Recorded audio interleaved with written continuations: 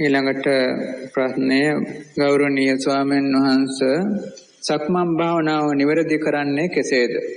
ඉතින් මේ සක්මන් භාවනාව කරනකොට පින්වතුනි තමන් ඇවිදින්මින් කරන්නේ.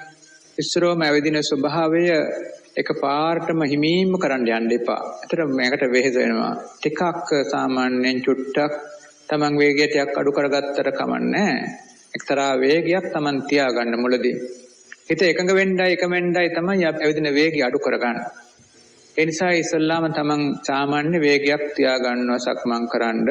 ඒ වේගය හරහා ඇඟ පවත්වාගෙන යනවා. ඇඟ ශරීරයට ඉරිජුව තියාගන්නවා පුළුවන් තරම් අත් දෙක පහතට දාගන්නවා. ඉතින් ඒ පියවර සංඥාව සක්මන් භාවනාව කරනවා. ඉතින් එහිදී මුල් ක්‍රමයක් තමයි පියවර සංඥාව. පියවර සංඥාවේදී මුලින්ම ලේසිම තමයි වම දකුණ ගන්න එක. කුරු නැති කෙනෙකුට මුලින්ම ලේසි වම දකුණ. වම් පියවර දකුණ පියවර නැත්තම් වම දකුණ. ඒකේ වඩාම හොඳයි අර මානසිකාර්ය ගන්නවා මුලින් නම් අග දක්වාම පියවර අවසන් වෙනකම් වම දකුණ වම දකුණ මේ විදිහට මානසිකාර්ය ගන්නවා මුලින් නම් අග දක්වාම. ඒ විදිහට ටික කාලයක් පුහුණු වෙනවා. ඉතින් මෙහෙම පුහුණු වෙලා ටිකක් හොඳට හිත එකඟ වෙනකොට ඊළඟට අපි පුරුදු වෙනවා මේ පියවර කොටස් දෙකකට ගන්නවා. වම් පියවර අපි කොටස් දෙකකට ගන්නවා. දකුණු පියවරත් කොටස් දෙකකට ගන්නවා. පියවර ඔසවනකොට ඔසවනවා. ඊළඟට ගිහින් තබනකොට තබනවා. මැද කොටස මුලදී අමතක කරනවා. ඊට ඔසවනවා. ඊළඟට තබනවා. ඔසවනවා. තබනවා. මේ ක්‍රමයට පුළුවන්.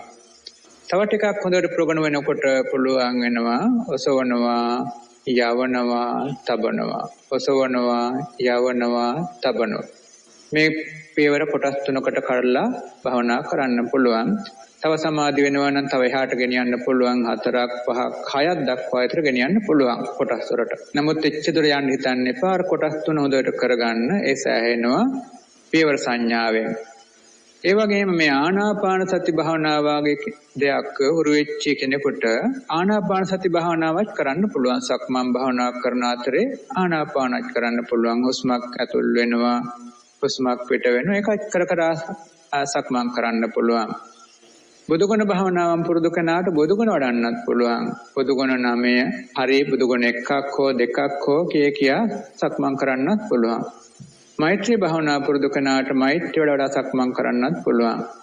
ඒ වගේම අට්ඨික භාවනාව වාගේ පුරුදු අයට අට්ඨික භාවනාව හිතේට සක්මන් කරන්නත් පුළුවන්. ඒ වගේම කොටස් ද්වතිංසාකාර වගේ පුරුදු අයට ඒ කොටස් කීපයක් හරි 32ම හරි අරමුණු කර සක්මන් කරගන්නත් පුළුවන්. තව ඉතින් මරණ සති භාවනා ආදී භාවනාවල් යොදා ගන්න පුළුවන්. තමන්ට පුරුදු අනුව යොදා ගන්න පුළුවන්. ඉතින් සරලම ක්‍රමයේ තේරුම් කරගන්න පියවර සංඥාව කැමැති ක්‍රමයකින් සක්මන් භාවනාව කරගන්න. ඒ හරහා බලාපොරොත්තු වෙන්නේ හිතේ සිහිය වැඩි කර ගැනීම. සිහිය ශක්තිමන්ත වෙනකොට සමාධි බේම හැදිලා එනවා. සිහිය වැඩි කර ගැනීමට පුළුවන් ආකාරයට සක්මන් භාවනාව යොදා ගන්න බලාපොරොත්තු